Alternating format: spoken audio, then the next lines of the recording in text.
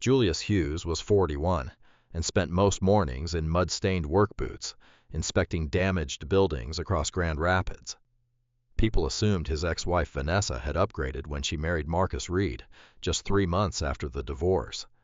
Julius still carried a dented metal lunchbox, drove an old F-150, and rarely said more than necessary. What nobody knew was that he quietly owned one of Michigan's fastest-growing restoration companies. Then, one cold morning, the man sleeping in his former bedroom showed up asking him for a job. "Before we get into the story, let me know where you're watching from and what time it is in your part of the world. And if you enjoy stories about patience, quiet strength, and unexpected reversals, make sure to subscribe. There's another unforgettable story waiting tomorrow." 3 months. That was all it took. 3 months after the divorce papers were finalized in Kent County, Vanessa Hughes had already built a new version of her life, or at least the appearance of one. On a gray Saturday afternoon in early April, Julius turned his Ford F-150 onto the quiet residential street where Vanessa now lived. The neighborhood sat on the eastern side of Grand Rapids, lined with newly planted maple trees and nearly identical 2-story homes. Everything looked polished, carefully maintained, the kind of place people moved when they wanted others to know they were doing well. Julius parked along the curb and checked the time. 2:57 p.m. The custody agreement said pickup at 3. He was never late. Not because he feared Vanessa, not because he trusted her, because every detail mattered now. He stepped out of the truck wearing faded jeans, work boots, and a charcoal jacket stained near one sleeve from a restoration site he had inspected that morning. The wind carried the smell of rain. As he walked toward the house, the front door opened.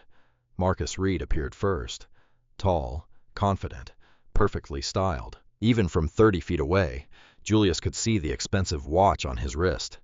Behind Marcus stood Vanessa, smiling. Not the smile she used to give Julius years ago. This one felt different, performative, as if she were standing on a stage. Then the children appeared. Ava stepped outside first. Her backpack hung loosely from one shoulder. She looked relieved the moment she saw her father. Mason followed behind her, carrying a toy dinosaur. The 8-year-old's face brightened immediately. "Dad?" Mason started toward Julius. Then Marcus placed a hand gently on the boy's shoulder. Not aggressive, not forceful, just enough to stop him. A tiny gesture, the kind most people would never notice. Julius noticed. Ava noticed too. Her eyes shifted toward Marcus for half a second. Marcus smiled. "Hold on, buddy." Mason stopped, confused. Vanessa folded her arms. Nobody said anything for a moment. The silence stretched. Julius felt the familiar pressure building behind his ribs. Not anger, something colder. The realization that some people tested boundaries 1 inch at a time. Marcus walked down the front steps. "Good to see you again, Julius." His tone sounded friendly. Too friendly. The kind of friendliness that carried a challenge underneath. Julius nodded. "Marcus?" Ava moved toward her father immediately. She wrapped her arms around him. For just a second, then stepped back. At 11 years old, she was already learning how adults hid emotions. Mason joined her. This time, nobody stopped him. Julius crouched slightly. "How was your week?" "Good," Mason said. Ava hesitated. "Fine." One word. But Julius knew his daughter. Fine rarely meant fine. Vanessa stepped forward. "Actually, before they leave, Marcus and I wanted to talk about something." There it was. Julius straightened. "What about—" Vanessa exchanged a glance with Marcus, the kind couples exchanged when they rehearse something beforehand. Marcus spoke first. "We've been spending a lot of time together as a family." Family. The word landed carefully, intentionally. Julius said nothing. Marcus continued. "The kids have adjusted really well." Ava looked at the ground. Mason squeezed his dinosaur. Vanessa smiled again. "We think stability is important." Julius waited. Years in business had taught him something useful. People often revealed their true intentions if you simply remained silent. Marcus cleared his throat. "Eventually, we'd like the kids to feel comfortable seeing me as another parental figure." Another parental figure. A carefully chosen phrase, not legally offensive, not technically wrong, still deliberate, still calculated. Julius looked at Ava. She wasn't looking at Marcus. She wasn't looking at Vanessa. She was staring at the driveway, the way children did when they wished they were somewhere else. "Okay," Julius said calmly. Vanessa blinked. She had expected resistance, an argument, a scene, something emotional. Instead, she got one word. "Okay." Marcus seemed disappointed, as if a speech he'd prepared suddenly had nowhere to go. The moment became awkward. Nobody knew what to do with Julius when he refused to react.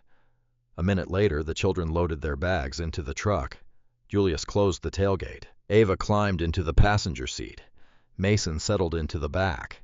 As Julius reached for the driver's door, Vanessa called out, "You're taking this surprisingly well." Julius turned. The wind tugged lightly at his jacket. "I'm here for the kids." Nothing more, nothing less. Vanessa crossed her arms tighter. The answer irritated her. Not because it was rude, because it gave her nothing to fight. Julius got into the truck. The drive home remained mostly quiet. Rain tapped softly against the windshield. Downtown Grand Rapids passed outside the windows. Construction cranes, office buildings, restaurants beginning to fill for dinner. Mason played with his dinosaur. Ava watched the road. About 15 minutes later, she finally spoke. "You don't have to worry." Julius glanced toward her. "What do you mean?" She shrugged. "Nothing." Then she looked out the window again. The answer stayed with him. Children rarely volunteered reassurance unless they sensed a problem. That night after dinner, Ava finished homework at the kitchen table, while Mason played in the living room. The house felt smaller than Vanessa's new place, older, less impressive, but it felt safe. The grandfather clock in the hallway ticked steadily. The smell of homemade chili still lingered in the kitchen. Normal life. Julius preferred normal life. At 9:17 p.m., his phone vibrated. A text message from Vanessa. "Marcus is trying hard with the kids. You should support that." Julius read it once, then again. He didn't answer. Instead, he opened a folder on his laptop. The folder had a simple name, Custody. Inside were organized notes, dates, times, screenshots. Nothing dramatic, nothing emotional, just records. He created a new entry. April 12th, introduction discussion involving Marcus. Children appeared uncomfortable. Ava avoided eye contact. Mason hesitant. He saved the note, closed the laptop, and went upstairs. The next few weeks followed a similar pattern. Marcus appeared everywhere. School pickup, soccer practice, parent events, birthday planning. Always smiling, always visible, always positioning himself one step closer to the center. Meanwhile, Julius kept showing up, quietly, consistently, without speeches, without social media posts, without competition. Then came the school spring fundraiser, the first moment that made everything unmistakably clear. Parents gathered inside the elementary school gymnasium. Children ran between tables selling raffle tickets and homemade crafts. Julius stood near one wall, speaking with Ava's teacher. Across the room, he noticed Marcus laughing with a group of parents. Vanessa stood beside him. Several people looked impressed. Marcus seemed to enjoy the attention. Then, as Julius walked past, he heard a familiar voice. Marcus, not speaking to him, speaking about him. "Kids need a real father figure after something like divorce."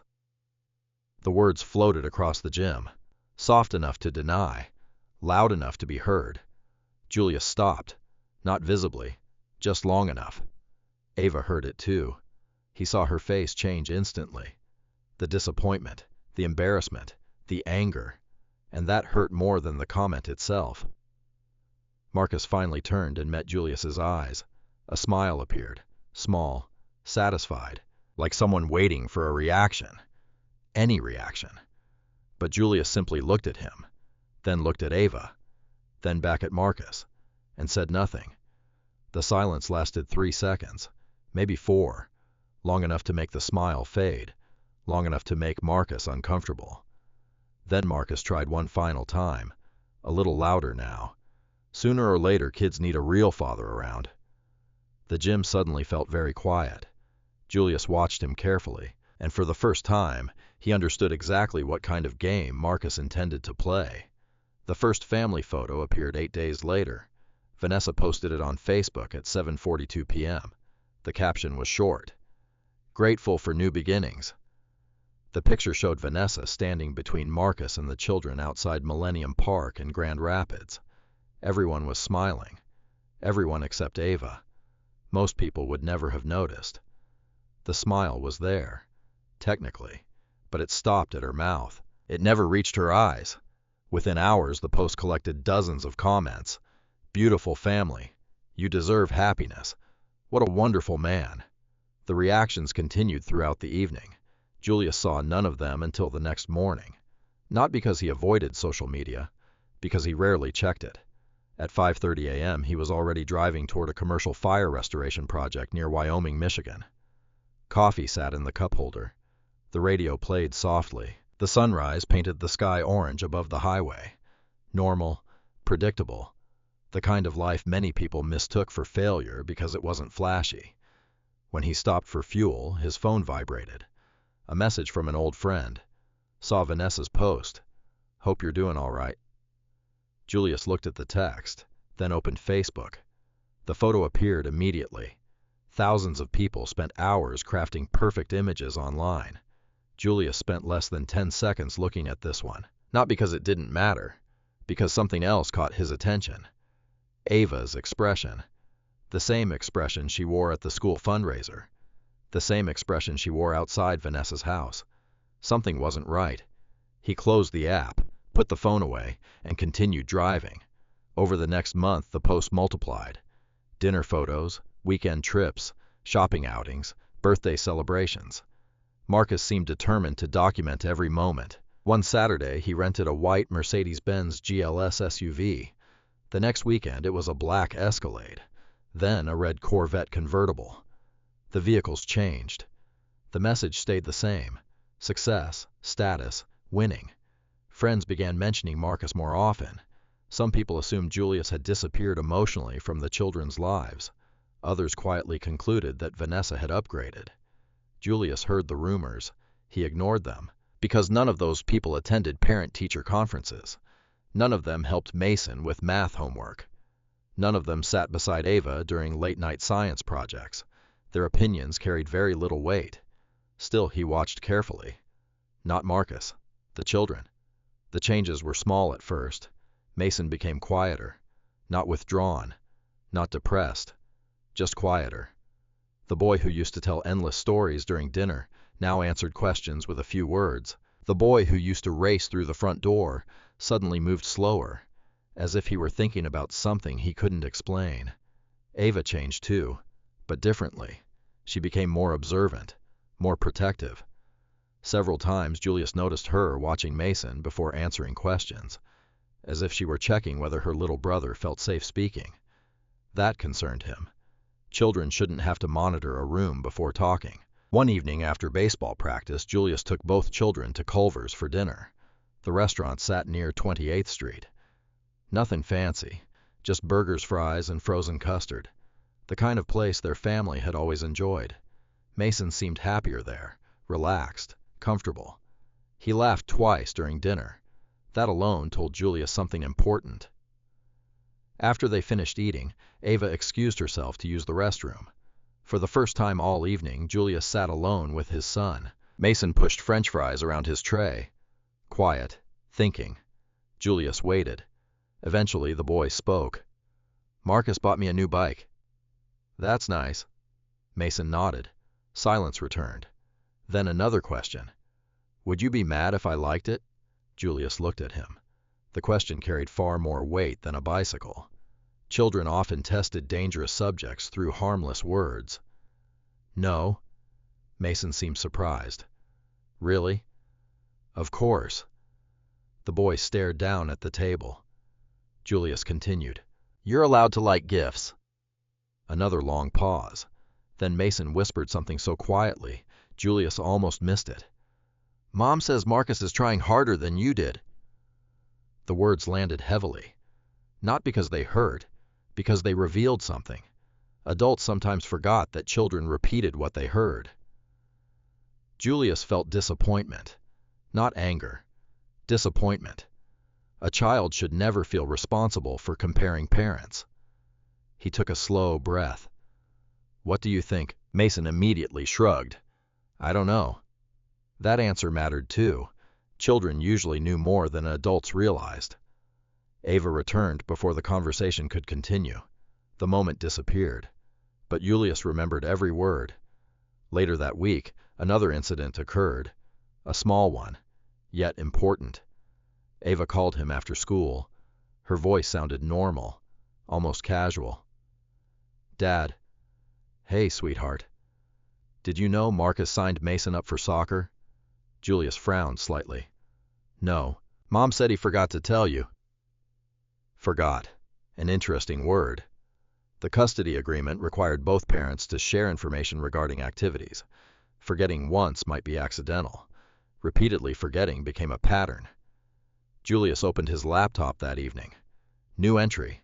Missed notification regarding extracurricular activity. Date recorded. Time recorded. No emotion, just facts. The notebook continued growing. Not because he wanted a case, because he wanted clarity. Weeks passed. Summer arrived. The online photos became bigger, louder, more elaborate. Vanessa and Marcus rented a lake house near Holland for a weekend. Photos appeared hourly. Jet skis, bonfires, boat rides, smiles, always smiles. One image showed Marcus with an arm around Mason. Another showed Ava standing slightly apart from everyone else. Again, most people wouldn't notice. Julius noticed immediately.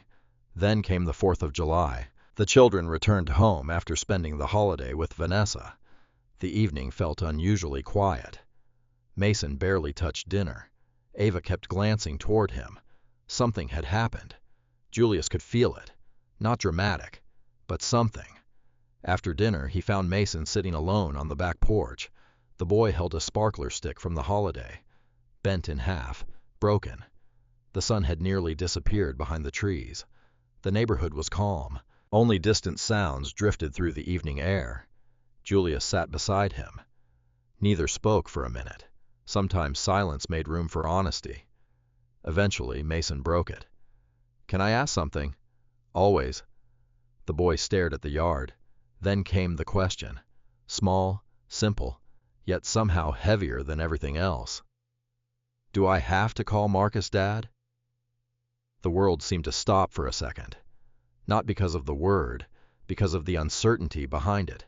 The fear, the confusion. An 8-year-old should never wonder whether loving one parent required replacing another.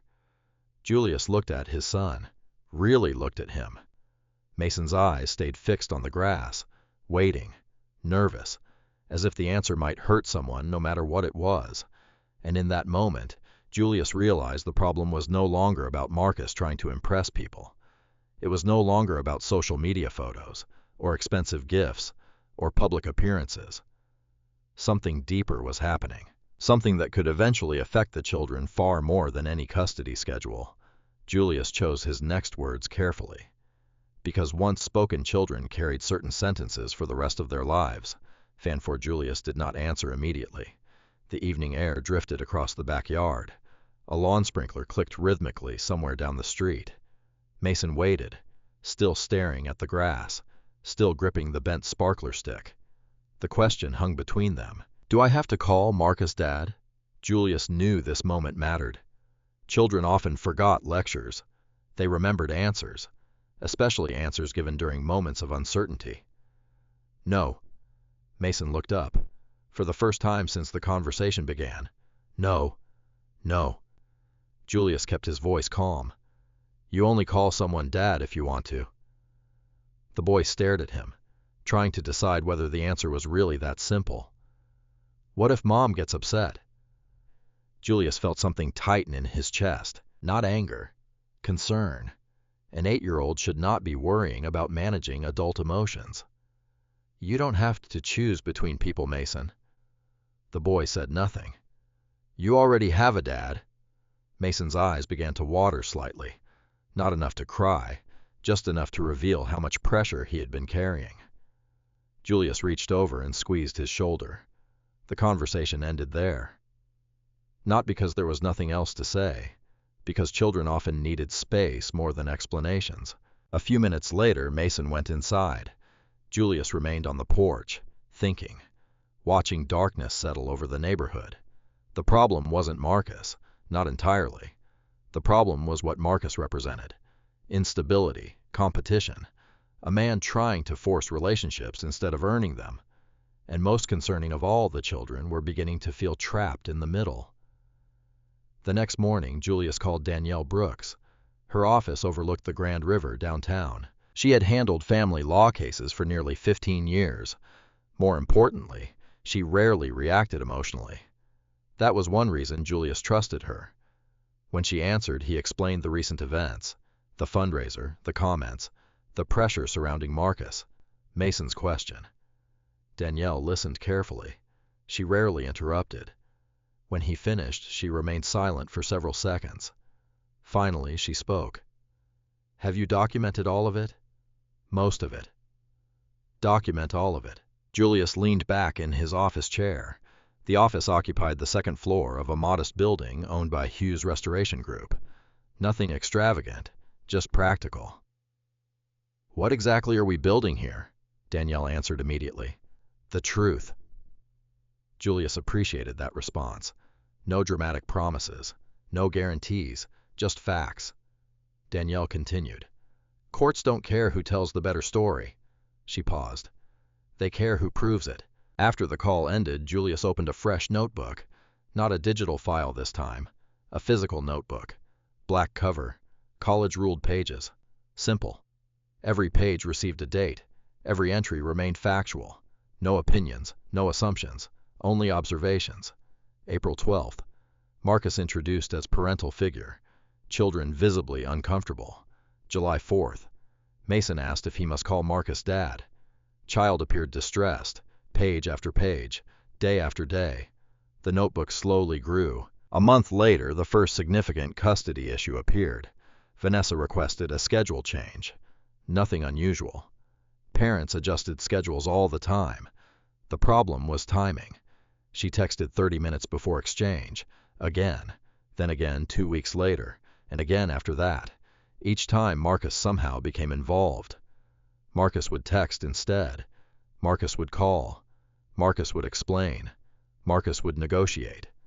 The pattern repeated often enough that Julius noticed. The custody agreement involved 2 parents, yet Marcus seemed determined to insert himself into every discussion. One Thursday evening, Julius arrived at the designated exchange location outside a Starbucks near East Beltline Avenue, 5:00 p.m., exactly on time.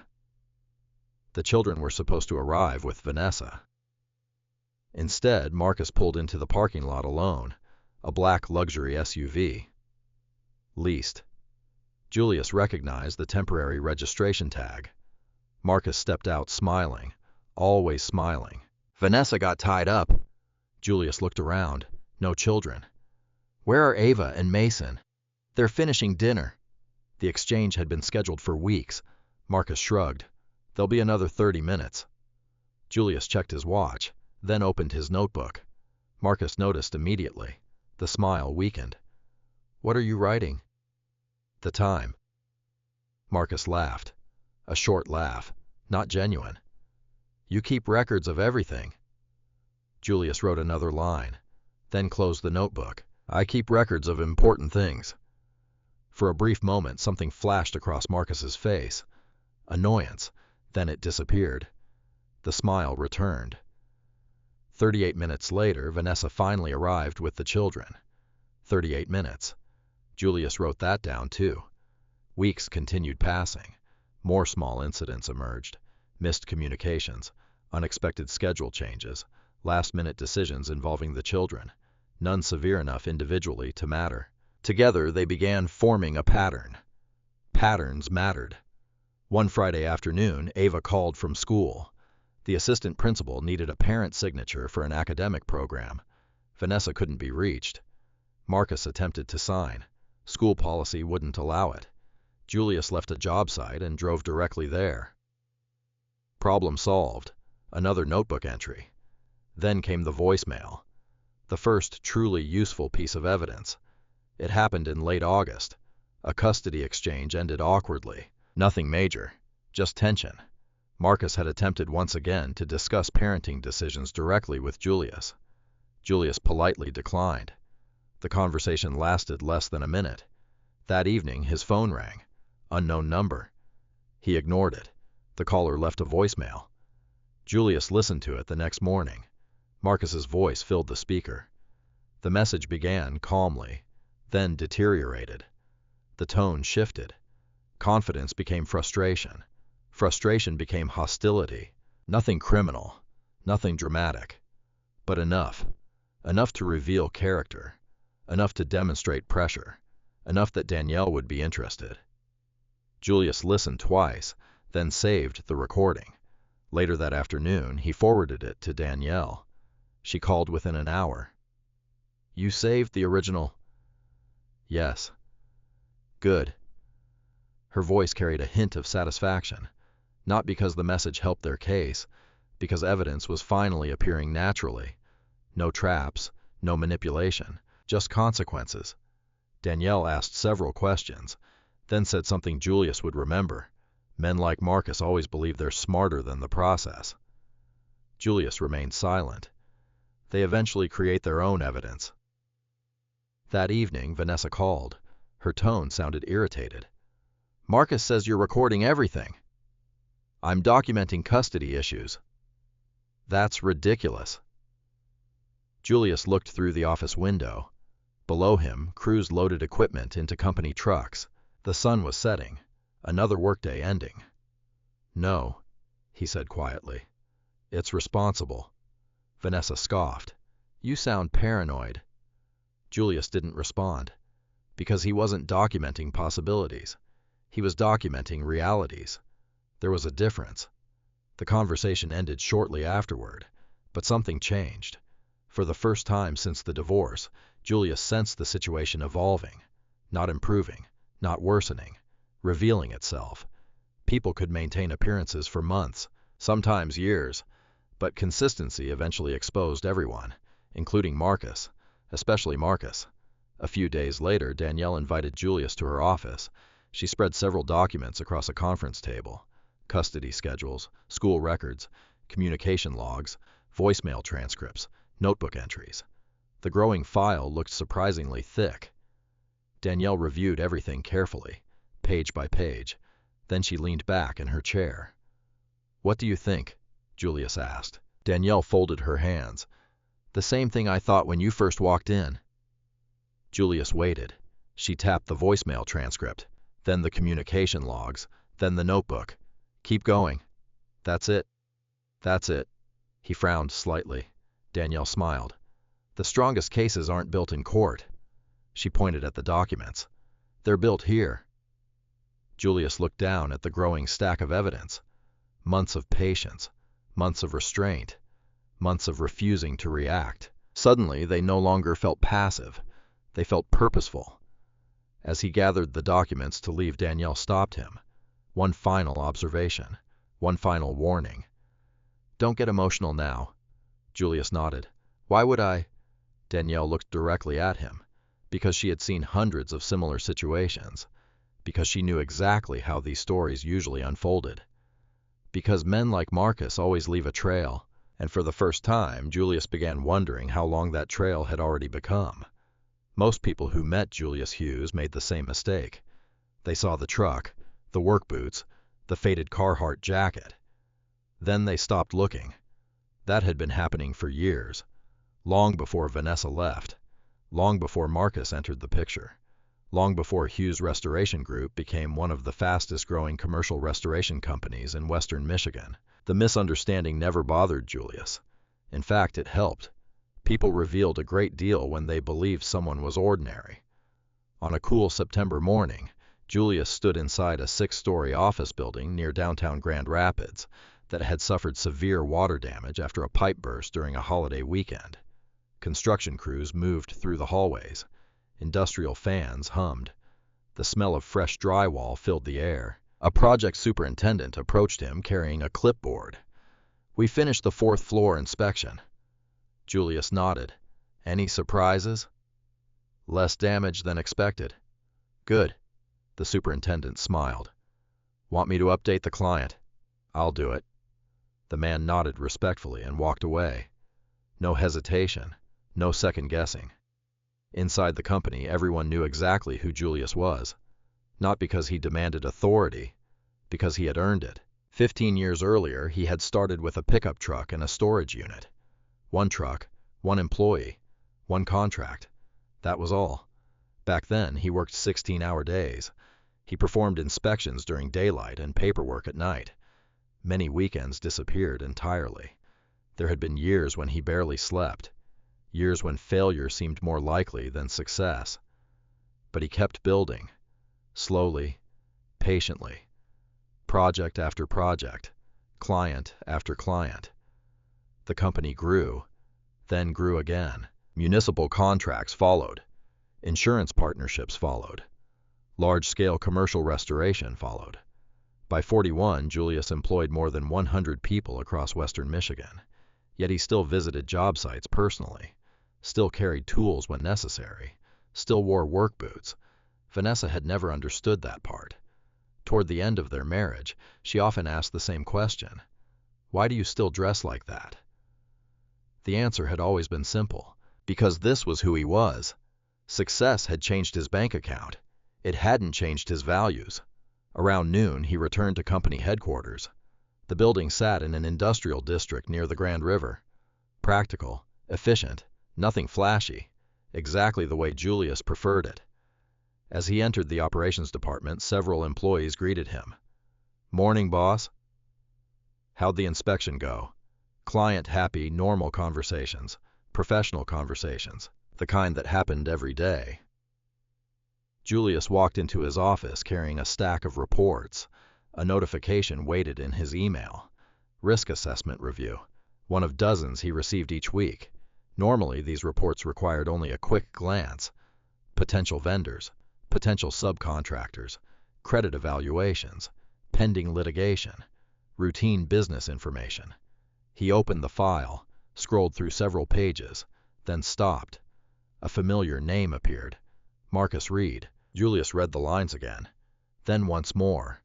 Not because he doubted what he saw, because he wanted to understand the context. The report referenced a real estate development company connected to Marcus. The project involved a mixed-use property outside Grand Rapids, retail space, apartments, commercial leasing, a sizable development, at least on paper. Julius continued reading. Several warning indicators appeared. Delayed payments, vendor disputes, contractor complaints, outstanding obligations. Nothing catastrophic individually. Together they painted a concerning picture. Julius leaned back in his chair. Interesting. Very interesting. The report contained no gossip, no rumors, only financial data, objective information. That made it valuable. He clicked deeper into the file. Several subcontractors had filed payment complaints. One supplier reported invoices more than 90 days overdue. Another listed repeated delays. Again, not proof of wrongdoing, but definitely a pattern. A familiar word. Pattern. The same word Danielle used when discussing custody matters. Patterns mattered in business, too. His phone buzzed. A text from Ava. Can you come to my choir concert Thursday? Julius smiled. Of course. Wouldn't miss it. The reply came almost immediately. Good. A short message. Yet somehow it improved his afternoon. Because unlike everything involving Marcus, the text felt uncomplicated. Honest. Real. That evening, Ava and Mason arrived for their scheduled week with Julius. The children entered through the front door carrying backpacks. Mason immediately headed for the kitchen. Are we having tacos? Julius laughed. We are now. The boy grinned. Ava seemed happier than usual. Lighter, more relaxed. A difference Julius had noticed repeatedly. Whenever the children stayed at his house for extended periods, their shoulders gradually lowered. Their conversations became easier. Their laughter returned. The contrast concerned him. Not enough for conclusions, enough for observations. Later that night, Ava sat at the kitchen island finishing homework. Julius reviewed company documents nearby. For several minutes only the sound of turning pages filled the room. Then Ava spoke. "Can I ask something?" Julius looked up. "Always." She hesitated. "Do you know what Marcus does for work?" The question surprised him.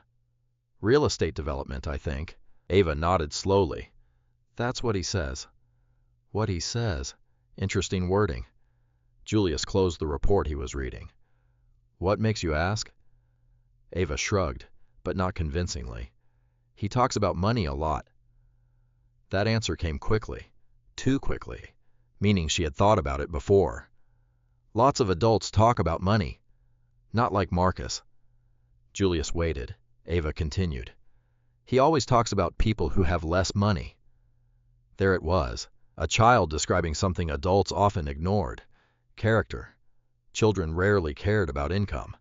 They noticed attitude, respect, tone. The conversation ended there.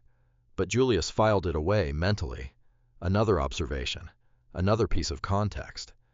Days later he attended Ava's choir performance at school. The gymnasium overflowed with parents. Students stood on risers beneath bright stage lights. The performance lasted 40 minutes. Afterward, families gathered in the hallway. Marcus appeared midway through the crowd. Designer jacket, perfect smile, expensive shoes, the usual presentation. He approached while Ava spoke with friends. "Great performance." Ava thanked him politely. Marcus then turned toward Julius. "Business going okay?" A strange question, particularly from someone who rarely showed interest. "Fine." Marcus nodded. "Still doing insurance cleanup?" Julius noticed the wording. Still doing, as if discussing a temporary job, not a company employing more than 100 people. "Among other things." Marcus smiled. The conversation ended shortly afterward. Nothing dramatic, nothing memorable, at least for Marcus. For Julius, however, something felt different. Because earlier that day he had reviewed another financial report, and Marcus's name had appeared again. A second warning, a second dispute, a second unpaid contractor. Coincidence was possible. Patterns were becoming more likely. The following week, a senior analyst from Hughes Restoration's finance department stopped by Julius's office. She carried several vendor screening files, routine paperwork, until she reached the last folder. "We flagged this one." Julius looked down. The same name, Marcus Reed, again, now connected to a different business entity, different project, same concerns. The analyst frowned. "Want us to proceed?" Julius stared at the report. Lines of data, payment histories, risk assessments. Numbers never cared about appearances. Numbers never cared about social media. Numbers rarely lied. And what those numbers suggested was becoming increasingly difficult to ignore. Outside the office window, employees moved between buildings carrying equipment and project files. Business continued as usual. Inside the report, however, another story was beginning to emerge. A story Marcus clearly didn't realize was visible. Julius closed the folder slowly. For months he had been documenting behavior inside his personal life. Now evidence was beginning to appear somewhere else entirely. And unlike custody disputes, financial records left very little room for interpretation. The first crack appeared in public. The second appeared in front of the children. Julius paid attention to both. By October, the pattern inside the financial reports had become impossible to ignore. Marcus Reed's name surfaced repeatedly. Different companies, different projects, different creditors, the same concerns, late payments, vendor disputes, unresolved obligations. None of it affected Julius directly. Not yet. But experience had taught him something important. People who struggled financially often hid it for as long as possible, especially people whose identities depended on appearing successful. The appearance always broke before the truth became public. The only question was when. On a Tuesday morning, Julius sat in a conference room reviewing quarterly reports with his management team. Revenue was strong. Several municipal contracts had been renewed. A large insurance partnership had expanded coverage territory into neighboring counties. The company was growing steadily, exactly as planned. His chief financial officer finished presenting projections, then slid another document across the table. There's something else. Julius glanced down. Another vendor risk summary. Another mention of Marcus Reed. This time, the issue was more serious. A subcontractor had filed a formal collection action. The amount wasn't enormous, just under $40,000. But that wasn't the point. Businesses sometimes disputed invoices. Healthy companies resolved them. Struggling companies delayed them. The distinction mattered. Julius read the report quietly, then handed it back. No comment, no reaction. The meeting continued, yet Marcus's name lingered in the back of his mind. Because outside of business records, other signs were beginning to emerge. Signs that concerned him far more. That Friday afternoon, Ava and Mason returned from Vanessa's house. The weather had turned colder. Gray clouds covered western Michigan. Wind rattled tree branches outside the house. As usual, the children carried backpacks through the front door. As usual, Julius watched carefully. Ava entered first. Mason followed. Something felt different immediately. Not dramatic, subtle, but different. Mason walked straight to the living room without saying much. No questions, no stories, no excitement. Ava lingered near the kitchen, watching her brother, the same way she'd been doing for months. Protective, observant. Eventually, Julius spoke. "Everything okay?" Ava hesitated. The hesitation told him more than the answer. "Yeah." Then she looked away. Not a good sign. That evening, during dinner, Mason barely touched his food. Normally, tacos disappeared from his plate in minutes. Tonight, they sat untouched. Julius noticed. He didn't push. Children talked when they felt safe. Pressure rarely helped. After dinner, Ava remained in the kitchen while Mason went upstairs. The moment the boy disappeared, her expression changed. Relief, as if she had been waiting for privacy. "What happened?" Julius asked quietly. Ava stared down at the counter. "Nothing." Then she sighed, the kind of sigh that carried too much weight for an 11-year-old. "Marcus and Mom have been fighting." There it was. Julius remained silent. Ava continued. "They think we can't hear it." Children always heard it.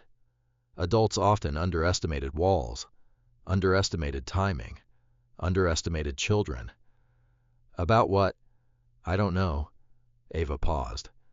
"Money, mostly." Julius felt concern rise immediately. Not because adults argued. Most couples argued occasionally. Because children were noticing. And when children noticed repeatedly, the situation was rarely minor. Ava continued. "He keeps saying things are temporary." "What things?" She shook her head. "I don't know." Then she looked toward the stairs, making sure Mason wasn't nearby. "Last weekend he threw something." Julius's expression remained neutral. "What?" "A coffee mug."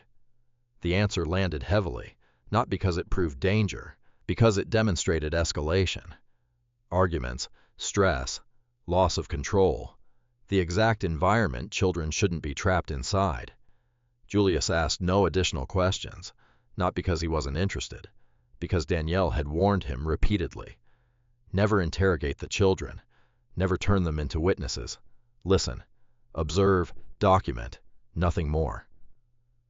That night, after both children were asleep, Julius opened his notebook. The black one. The one growing thicker every month. Date, time, observation. No opinions, no accusations, only facts. Ava reports repeated arguments involving finances. Mentions object thrown during dispute. Children exposed. He closed the notebook, then sat quietly for several minutes, thinking. The financial reports, the custody issues, the tension at home. The pieces were beginning to connect, not completely, but enough to suggest a larger picture. 3 days later, another clue arrived unexpectedly. Ava called after school. "Dad." "Hey, sweetheart. Can you pick us up?" The request surprised him.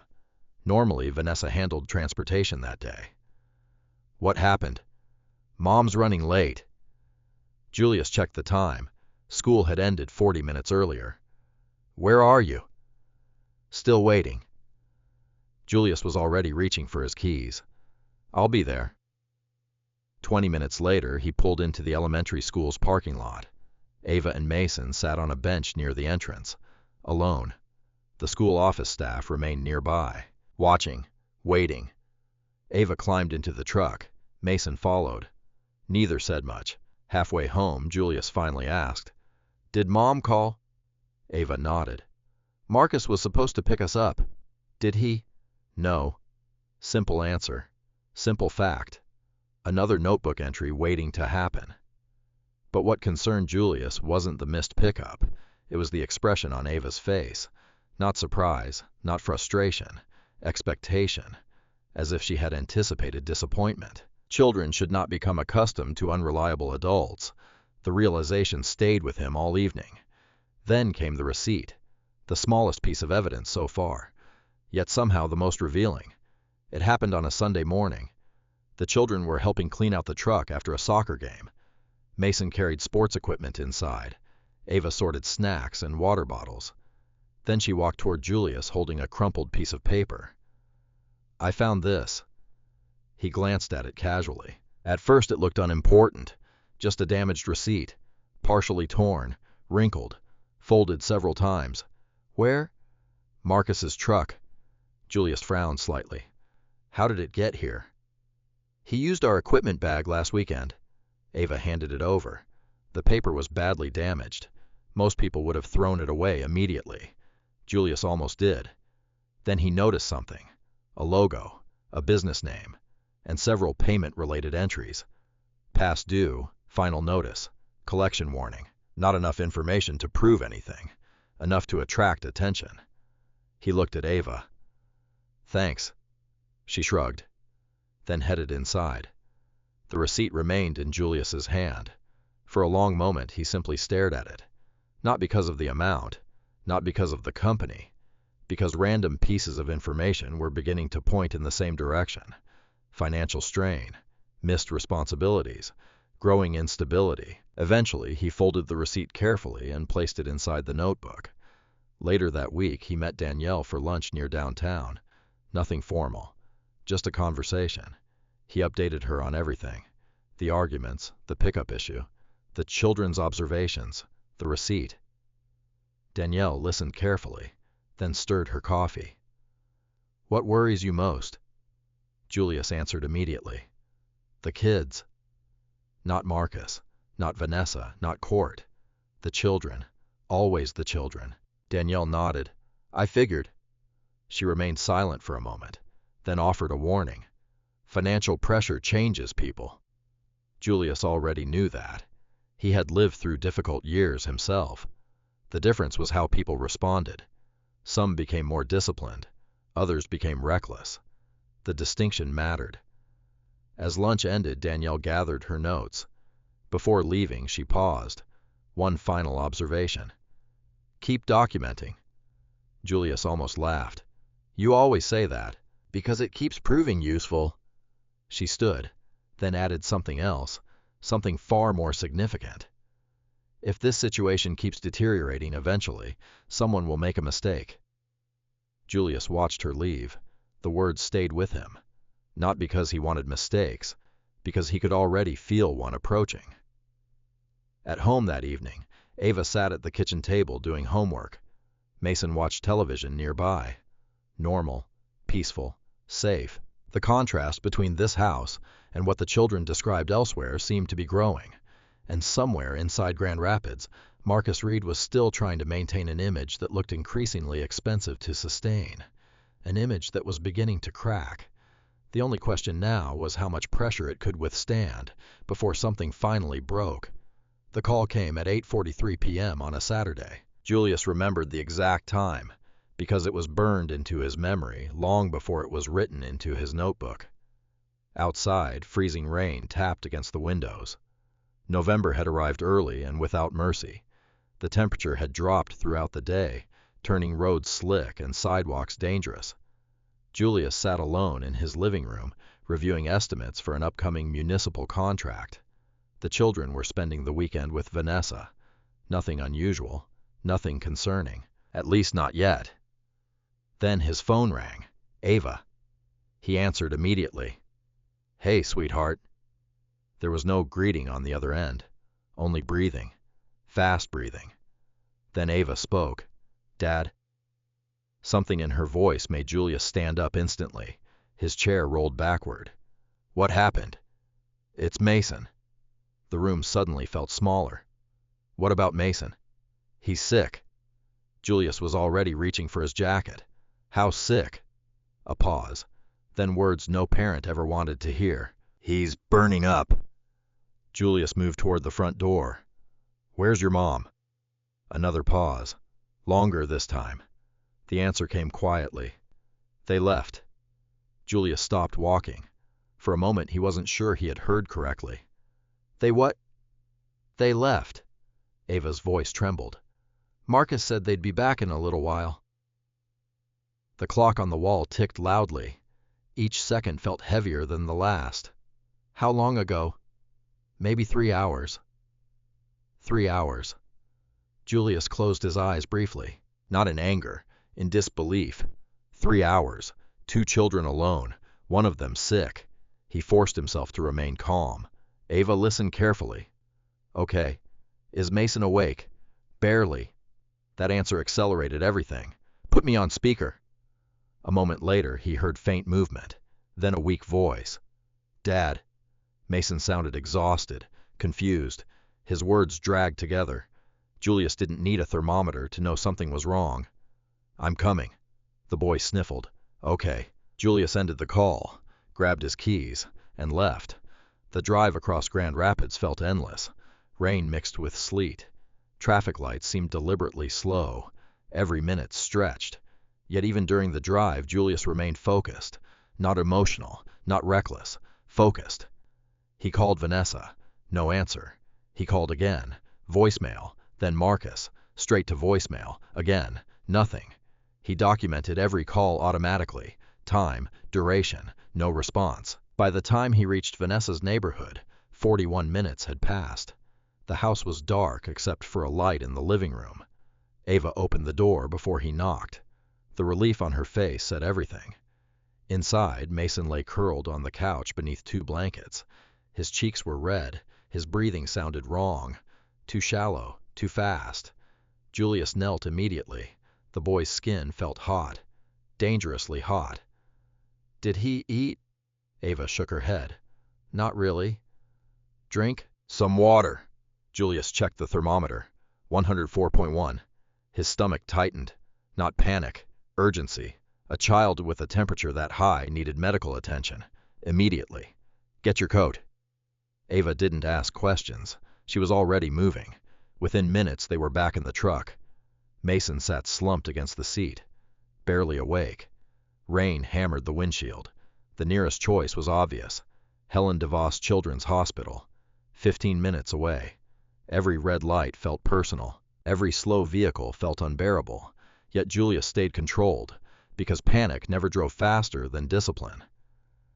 At 9:47 p.m. they arrived. Nurses met them quickly. One look at Mason and they moved him through triage. Julius completed paperwork, provided insurance information, answered questions. Ava sat quietly nearby, still wearing the same sweatshirt she'd worn when he arrived. The reality of the situation was beginning to settle over her. Children often held themselves together during emergencies. The emotions arrived later. The attending physician examined Mason within minutes. Tests followed. Vitals, blood work, fluids, observation. Nothing moved slowly. The hospital staff understood the seriousness immediately. At 10:32 p.m., Julius finally reached Vanessa. Her name appeared on his screen. He answered. "Where are the kids?" No greeting, no concern, just irritation. Julius stared at the hospital hallway. "We're at Helen DeVos." Silence, then confusion. "What?" "Mason had a 104-degree fever." The silence returned, this time longer. Then Vanessa spoke again. defensively. "You took him to the hospital." Julius closed his eyes briefly. The question itself felt unbelievable. "Yes." "You always overreact." The words landed heavily, not because they hurt, because they revealed priorities. Julius looked through the glass window at his son. A nurse adjusted an IV line. Mason looked exhausted. "Come to the hospital." Vanessa exhaled sharply. "We were only gone for a few hours." There it was, the admission. Simple, direct, unintentional. Julius said nothing. He didn't need to. The conversation was already documenting itself. Vanessa arrived nearly an hour later. Marcus came with her. The moment they entered the waiting area, Julius noticed something immediately. Marcus wasn't worried. He was annoyed. The distinction mattered. Vanessa approached first. "What did the doctor say?" "Possible severe viral infection." Marcus folded his arms. "He probably would have been fine." Julius looked at him. Really looked at him. For the first time in months. Not as competition. Not as a problem. As a man who had left 2 children alone. A man who was now minimizing a hospital visit. Marcus shifted slightly under the stare. The moment lasted only seconds. Then a nurse appeared. She requested additional information regarding timelines. Who had been supervising the child? When symptoms were first observed? When treatment began? Routine questions. Important questions. Questions that generated records. Records included timestamps, names, statements, observations. Every answer entered the system. Every answer became part of an official file. Julius noticed Danielle's voice echoing in his mind. The truth. Build the truth. Not arguments. Not accusations. The truth. Shortly after midnight, the doctor delivered good news. Mason would recover. The infection appeared serious but manageable. Early intervention had helped significantly. Relief washed through Julius immediately. The first genuine relief of the night. Because everything else suddenly became secondary. The child would be okay. That was what mattered. Yet while Mason slept, another realization settled quietly into place. This incident was different. Not another late pickup. Not another voicemail. Not another uncomfortable comment. This involved safety. Documented safety.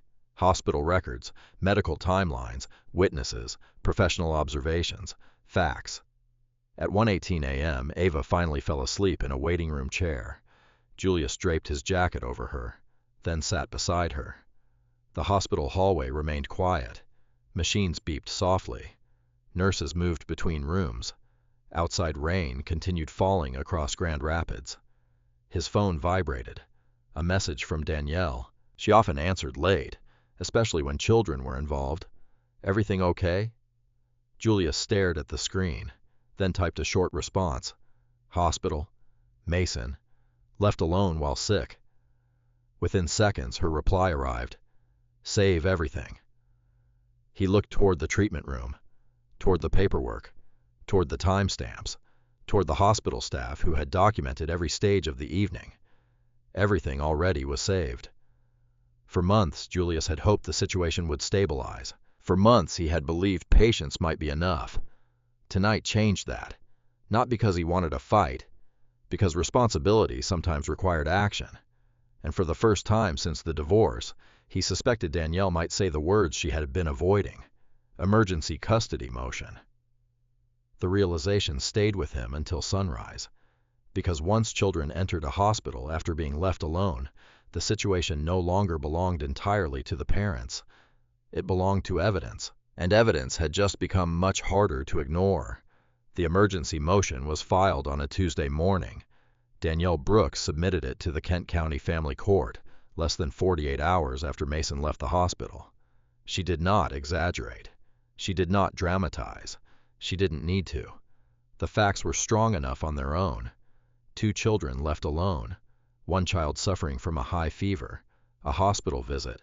Medical records. Call logs. Documented timelines. Months of supporting evidence. Everything organized. Everything verified. Everything ready. Julius sat quietly in Danielle's office as she reviewed the final filing. Stacks of documents covered the conference table: school communications, custody records, voicemail transcripts, medical reports, notebook entries. Each item represented a small moment. Individually, most seemed minor. Together, they told a story, a pattern, and courts paid attention to patterns. Danielle closed the file. "We're ready." Julius nodded. "How do you think they'll respond?" She offered a small smile. "The same way everyone responds when evidence shows up." He waited. "They'll try to explain it away." 3 days later, they did. The hearing was scheduled for Friday morning. Temporary emergency hearings moved quickly, especially when children were involved. The courthouse stood downtown, just blocks from the Grand River. Cold winds swept through the streets as Julius entered the building. He wore a navy suit. Nothing expensive, nothing flashy, just professional. Danielle walked beside him carrying 2 organized binders. Across the hallway, Vanessa and Marcus arrived together. Vanessa looked nervous. Marcus looked confident, at least initially. The difference interested Julius, because confidence built on appearance often disappeared once facts entered the room. The courtroom itself was modest. Wooden benches, neutral walls, no drama, no theatrics. Real life rarely resembled television. The judge entered promptly. The hearing began. Danielle presented first, briefly, methodically. No emotional language, no attacks, only evidence. The first exhibit contained custody records, late exchanges, missed communications, repeated scheduling issues. The second included voicemail recordings, communication logs, school-related incidents. The third focused on the hospital event, medical records, call histories, hospital intake forms, timeline documentation. Julius watched carefully. Not Vanessa, not Marcus, the judge, because the judge represented the only opinion that truly mattered. The reaction remained professional, reserved, attentive, exactly what Danielle hoped for. Vanessa's attorney attempted to push back. The argument followed a predictable path: miscommunication, misunderstanding, overreaction, one isolated incident. Danielle expected every word. She calmly opened another binder, then another, then another. The problem wasn't the hospital visit. The problem was what surrounded it: months of documentation, months of consistency, months of supporting facts. The attorney argued that Vanessa had simply stepped out briefly. Danielle introduced phone records. 3 hours. Not briefly. The attorney argued that Mason's illness appeared sudden. Hospital records suggested otherwise. The attorney argued that Vanessa remained a loving parent. No one disputed that. Danielle never claimed otherwise. Instead, she focused on responsibility, decision-making, judgment, stability, the actual issues before the court. Marcus remained quiet throughout most of the hearing. Then Danielle introduced the voicemail. The room changed slightly. Not dramatically, just enough. The recording played through courtroom speakers. Marcus's voice filled the room, confident at first, then increasingly hostile. The message wasn't explosive, but it revealed temperament, pressure, frustration, the kind of behavior that mattered when children were involved. Marcus shifted in his seat. For the first time that morning, he looked uncomfortable. Danielle wasn't finished. She next presented school communications, missed pickups, unauthorized attempts to handle school matters, repeated involvement beyond appropriate parental boundaries. Again, nothing catastrophic individually. Patterns, always patterns. The judge reviewed page after page, question after question, then finally looked directly at Vanessa. When exactly were the children left alone? The courtroom became very quiet. Vanessa answered. The judge asked another question, then another. The timeline tightened.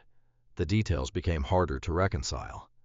Eventually, Vanessa looked toward her attorney before responding. Never a good sign. Julius remained silent, completely silent. He had not come to court to argue. He had come to court prepared. The difference mattered. After nearly 90 minutes, the judge requested a short recess. Everyone exited the courtroom. The hallway felt colder than before. Marcus immediately began speaking. Too loudly, too quickly. His frustration had become visible. Vanessa looked exhausted. Julius sat alone on a bench near a window, watching snow flurries drift outside. Danielle joined him. "You're doing fine." He nodded. "How's it going?" She considered the question carefully, then answered. "The evidence is doing its job. Nothing more, nothing less." 20 minutes later, everyone returned. The judge resumed the hearing, then delivered a decision. Not permanent, not final, but significant. Temporary primary custody would transfer to Julius pending further review. Additional evaluations would follow. Further hearings would follow. But effective immediately, the children would spend the majority of their time with him. The courtroom remained silent. Vanessa looked stunned. Marcus looked angry. Julius felt something different. Relief, not victory. Relief, because the decision wasn't about winning. It was about protecting Ava and Mason. The judge continued speaking. Several warnings followed.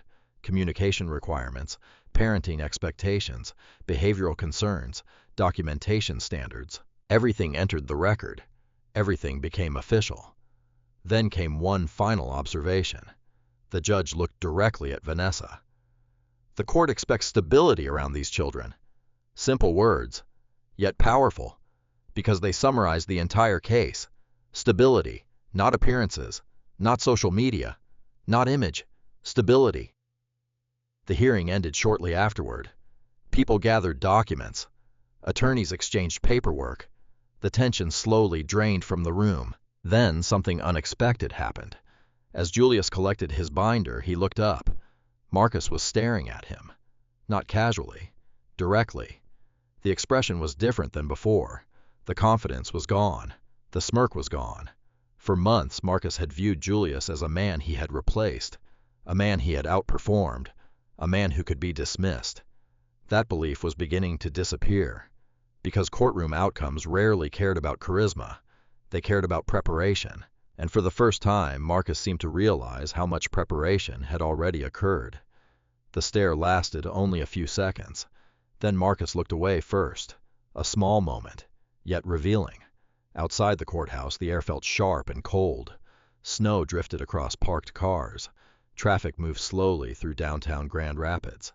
Danielle walked beside Julius toward the parking garage. "You know this isn't over." "I know." More hearings remained. More evaluations remained. More evidence would likely emerge.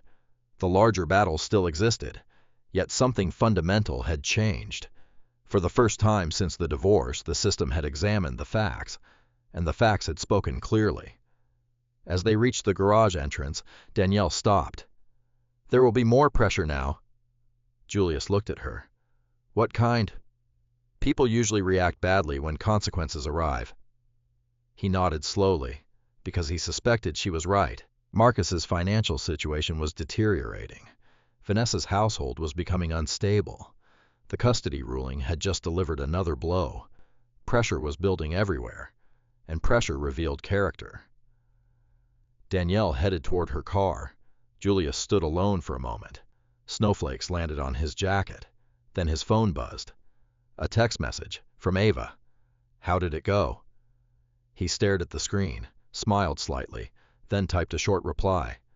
"You're coming home tonight." The response arrived instantly. 3 words. Words that mattered more than anything said inside the courtroom. "Good. I miss home." Julius put the phone away, then walked toward his truck, unaware that somewhere across the city, Marcus Reed's financial problems were about to become much worse, and when they did, the consequences would reach far beyond family court. 6 months changed everything. Not all at once, not dramatically. The changes arrived the way most real changes did. Quietly, 1 week at a time. Winter faded into spring. Spring moved toward summer.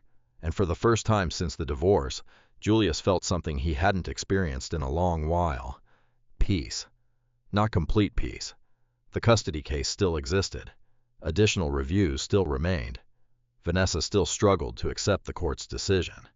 But inside the house on the west side of Grand Rapids, life had become predictable again. Predictability was underrated. Children thrived on it. Ava no longer checked her phone constantly during dinner. Mason laughed more often.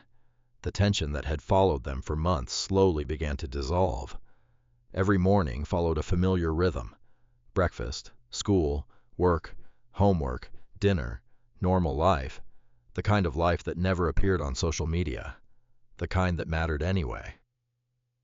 One Tuesday evening, Julius returned home after visiting a restoration project near Muskegon. As he pulled into the driveway, he noticed Mason throwing a baseball against the garage wall. The boy was smiling, actually smiling, not forcing it, not pretending, genuine happiness. Julius sat in the truck for a moment watching, because 6 months earlier scenes like this had become rare. Now they happened regularly. Mason spotted him. "Dad?" The baseball rolled away as the boy ran toward the truck. "Guess what?" "What?" "I made the travel team." Julius grinned. "No kidding." Mason nodded enthusiastically. "They picked 12 players." The excitement in his voice felt priceless, the kind of excitement that couldn't be purchased with expensive gifts or leased luxury vehicles. Confidence was returning, one ordinary day at a time. Inside the house, Ava sat at the kitchen table reviewing material for an advanced academic program. Another positive change. Her grades had improved significantly. Teachers noticed, counselors noticed, even Danielle noticed when reviewing court-related school reports. Stress often left fingerprints. So did stability. The contrast between old reports and new ones had become impossible to ignore. That evening, after the children went upstairs, Julius sat alone reviewing company expansion plans. A new branch office was opening near Kalamazoo. Several management promotions were underway. Revenue projections exceeded expectations. Business had never been stronger, not because of luck, because 15 years of disciplined decisions were finally compounding. His phone buzzed. A message from his operations director. Expansion announcement approved. Julius smiled slightly. Another milestone, another step forward. Then he returned to work, because success still required maintenance. The next morning brought a very different development, one he never expected. At 8:12 a.m., an email appeared in his inbox. Subject line: Regional Project Manager Candidate. Nothing unusual. Executives frequently reviewed senior-level hiring recommendations. Julius opened the file casually, then stopped. A name appeared. Marcus Reed.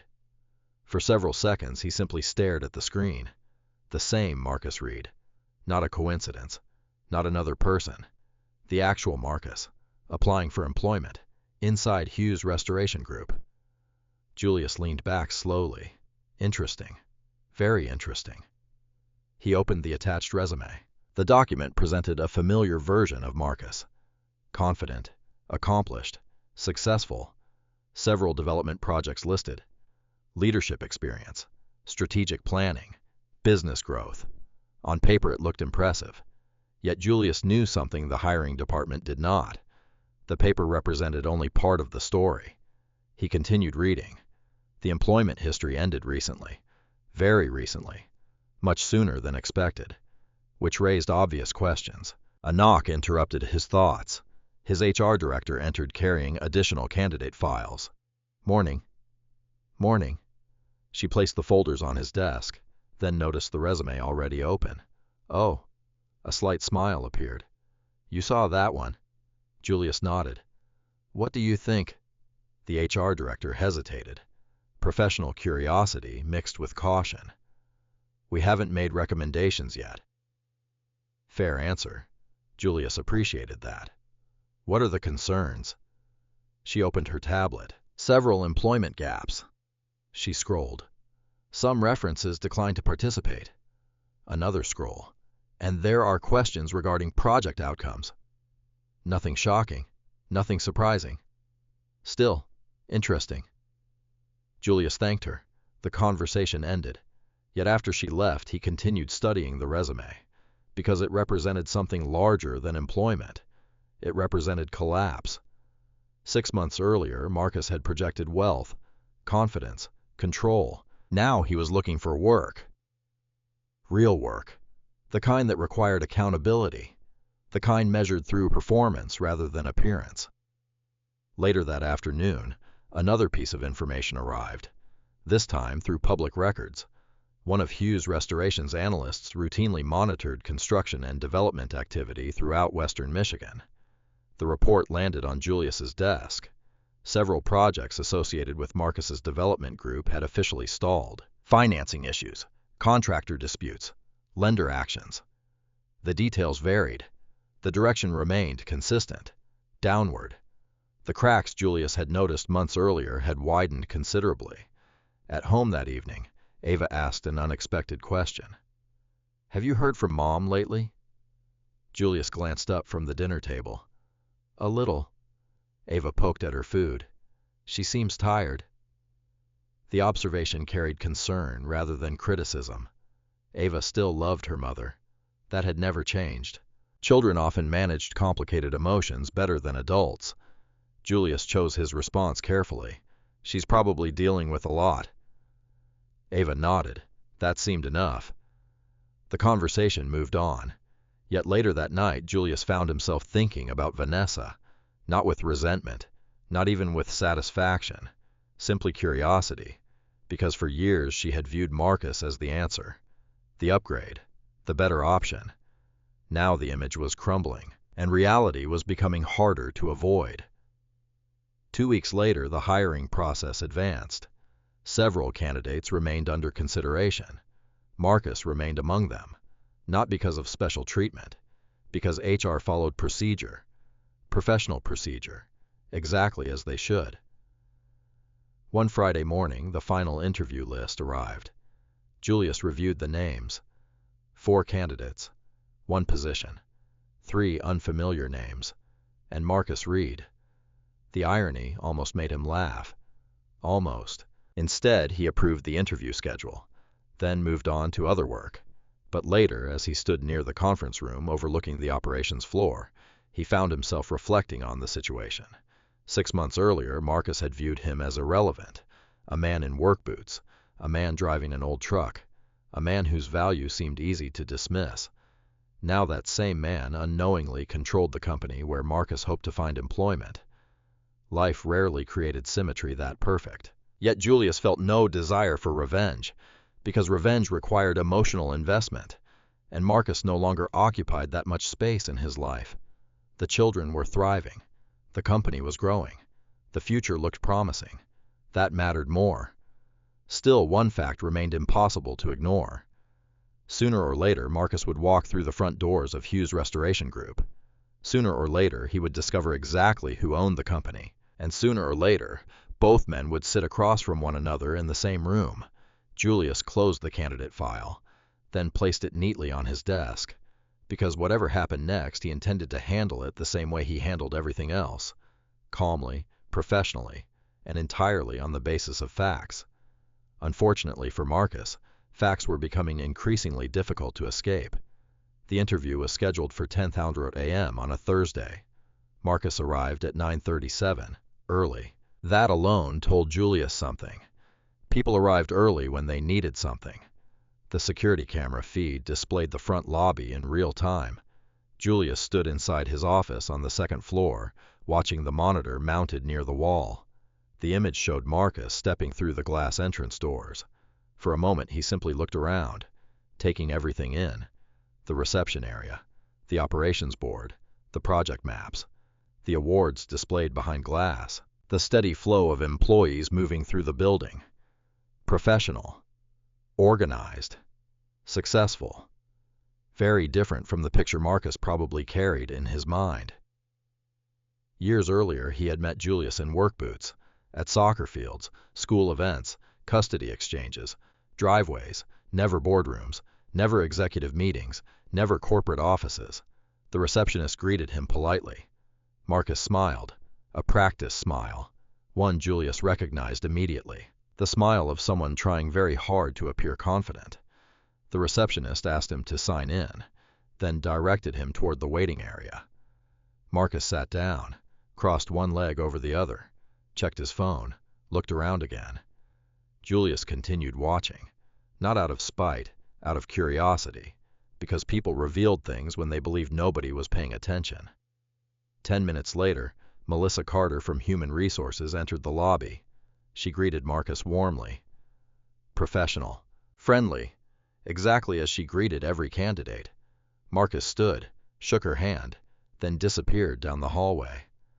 The first interview phase lasted 45 minutes. Standard questions, management experience, project oversight, conflict resolution, leadership style. Julius received updates afterward. Melissa entered his office carrying notes. Interesting candidate. Julius looked up. How so? She sat down. He interviews well. Not surprising. Marcus always communicated confidently. What concerns you? Melissa opened her folder. The details. Again, not surprising. She continued. Several project outcomes don't match the public records we found. Julius nodded slowly. The same problem appearing again. Image versus documentation. Claim versus reality. Melissa turned another page. There's also the issue of references. Still unavailable. Most of them. That answer mattered. Good references rarely disappeared. Bad ones often did. The second interview involved operations management, technical questions, budget controls, vendor relationships, risk assessment.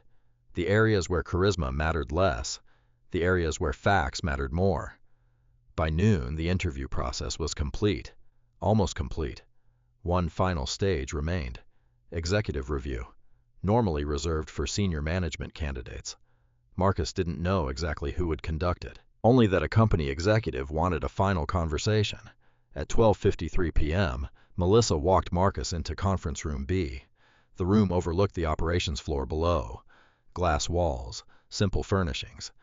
Nothing extravagant. Marcus entered carrying a leather portfolio. He sat down, checked his watch, waited. Outside the conference room, Julius stood silently. Through the glass, he could see Marcus reviewing notes, preparing answers, preparing stories, preparing impressions. For several seconds, Julius simply watched, not because he enjoyed the moment, because it felt strangely unreal. 6 months earlier, this man had positioned himself as a replacement father. Now he was sitting inside Julius's company, asking for employment. Life moved in unusual circles. Finally, Julius opened the door. Marcus looked up. The reaction was immediate. His face froze. Not dramatically, just enough. The expression lasted less than a second, but it happened. Recognition, shock, disbelief, then confusion. For perhaps the first time since they had met, Marcus genuinely didn't know what to say. Julius entered calmly, closed the door, took a seat across the table. Silence filled the room. Marcus stared, then looked toward the company logo mounted on the conference room wall, then back at Julius. The pieces were connecting, slowly, painfully.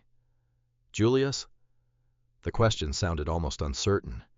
Julius folded his hands on the table. Good afternoon, Marcus. More silence, the kind of silence that could not be escaped. Marcus glanced toward the hallway, as if expecting an explanation to appear. None did. Finally, he spoke. You work here? Julius almost smiled. Almost. I do. The answer wasn't technically false. Marcus looked around again. The office, the conference room, the view, the employees moving below. Understanding began settling in. A different kind of understanding. The uncomfortable kind. You own this company. Not a question, a realization. Julius nodded once, nothing more. Marcus leaned back slowly. For months he had assumed things. Now those assumptions were collapsing one after another. The old truck, the work boots, the quiet personality, the lack of visible luxury. Everything suddenly meant something different. Several seconds passed. Marcus looked genuinely unsettled. Then, as always, he attempted recovery. People like Marcus rarely surrendered composure easily. A smile appeared. Smaller this time. Less convincing. Well? He cleared his throat. That's unexpected. Julius opened the candidate file. Let's continue. The smile faded slightly. The interview began. Not personal questions. Professional questions. Exactly as policy required. Julius reviewed Marcus's employment history. project experience, management claims, budget oversight. Each answer sounded polished. Each answer sounded prepared, too prepared. Whenever specifics appeared, details became weaker, numbers became vague, responsibilities became broader, ownership became less clear. Julius noticed everything. So did the notes in front of him. At one point, he asked about a development project outside Grand Rapids, the same project that appeared in multiple risk reports. Marcus described it as successful. Julius made a note, nothing else. 5 minutes later, he asked about vendor relationships. Marcus described strong partnerships. Another note. 10 minutes later, he asked about project completion metrics. Again, the answers sounded impressive. Again, the details failed to align with existing records. The interview remained polite, professional, controlled. Yet tension slowly filled the room, because Marcus increasingly realized something. This wasn't a favor. This wasn't sympathy. This wasn't personal. It was evaluation, and evaluations required evidence. Finally, Julius closed the folder. The conversation shifted, not toward family, not toward custody, toward trust, a far more important subject. Julius leaned forward slightly. His voice remained calm, measured, professional. "Mr. Reed?" Marcus looked up. "Yes." The room felt unusually quiet. Employees moved outside the glass walls. Phones rang somewhere in the distance. Business continued. Inside the conference room, however, everything seemed suspended. Julius held the candidate file lightly. Nothing threatening. Nothing dramatic. Then he asked the question, the one that mattered more than experience, more than resumes, more than interviews. "Why should I trust you with responsibility?" The words landed heavily, because both men understood the question wasn't limited to employment. Trust, responsibility, reliability, those subjects reached far beyond a job description. For the first time all afternoon, Marcus appeared completely unprepared. His confidence faltered, his eyes shifted, and Julius realized the interview had finally reached the only topic that couldn't be rehearsed. For several seconds, Marcus said nothing. The question remained suspended between them. "Why should I trust you with responsibility?" A simple question, an ordinary interview question. Yet in that room it carried far more weight than either man needed explained. Marcus shifted slightly in his chair, then finally spoke. "Because people make mistakes." Julius listened. Nothing in his expression changed. Marcus continued. "I've had some setbacks." A careful choice of words, not failures, not bad decisions, setbacks, the language of someone trying to soften reality. "But I've learned from them." Julius nodded once, encouraging him to continue. "I've managed large projects." Marcus leaned forward. "I've built teams." Another pause. "And despite everything, I'm still standing." The answer sounded practiced, almost inspirational, the kind of response that might impress someone unfamiliar with the details. Unfortunately for Marcus, Julius knew the details, every one of them. He opened the candidate file, not dramatically, not aggressively, simply opening a folder. Yet Marcus's eyes followed the movement immediately. Julius glanced down, then back up. "You mentioned setbacks." Marcus nodded. "Yes." Julius turned a page. "Tell me about the Lakeshore Commons project." The question seemed harmless, professional, relevant. Marcus relaxed slightly. "I've already explained that one." "I'd like more detail." The smile returned, smaller this time, careful, controlled. The market shifted unexpectedly. Julius made a note, nothing more, then another question. "What about the contractors?" A flicker crossed Marcus's face, tiny, almost invisible. "What contractors?" "The ones who filed payment complaints." Silence. Marcus recovered quickly. "There were disputes." Julius nodded. "How many?" A longer silence, then a shrug. "A few." Another note. Julius turned a page, then another. The room remained calm, professional, yet the atmosphere continued tightening, like a cable under increasing pressure. Marcus tried another approach, one he seemed more comfortable with. Charm. Look, Julius. The first name felt intentional, personal, not professional. We both know business can get messy. Julius closed the folder, not because the conversation was over, because he already knew where it was heading. Business can. Marcus nodded quickly. Exactly. But records usually stay fairly clear. The smile weakened. Again, Julius opened a different file, one containing public information, court filings, vendor complaints, collection notices, nothing confidential, nothing private, simply documented facts. He placed the first page on the table. Marcus looked down, then away, immediately. Another revealing moment. Julius continued. This contractor claims 6 months of unpaid invoices. Marcus exhaled. They're exaggerating. Another page.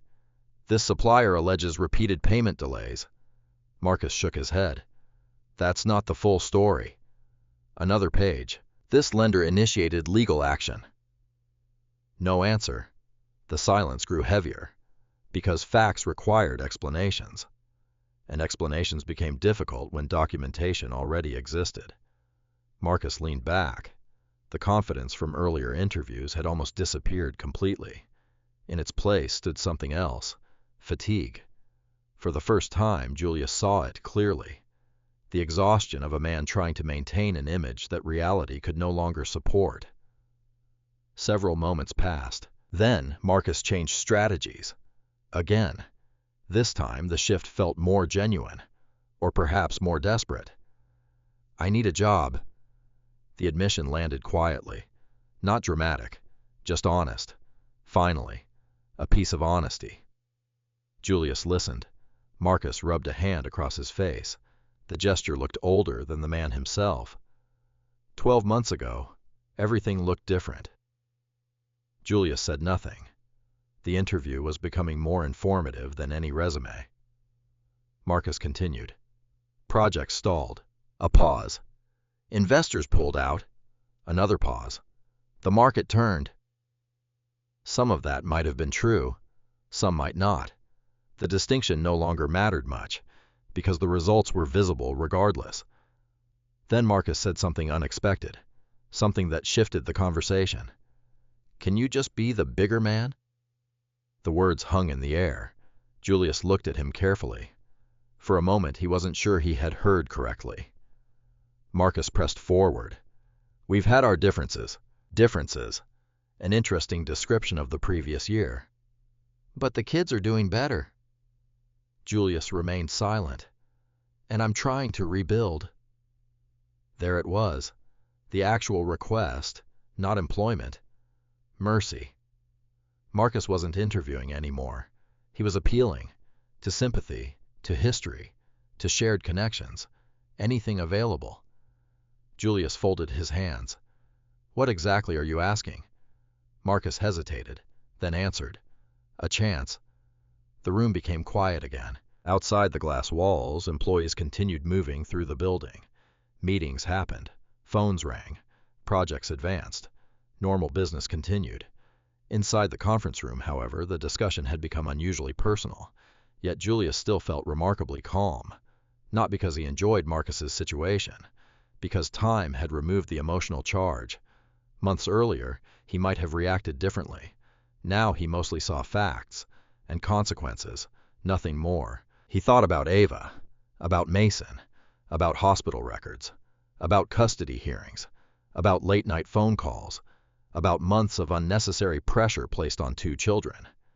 Then he thought about the documents in front of him, the unpaid contractors, the vendors, the suppliers, people trying to support families of their own, people waiting to be paid, people affected by Marcus's decisions. Responsibility mattered, not because mistakes were impossible, because accountability was necessary. Julius looked directly at him. Did you pay those contractors? Marcus looked away. Not a good sign. Eventually.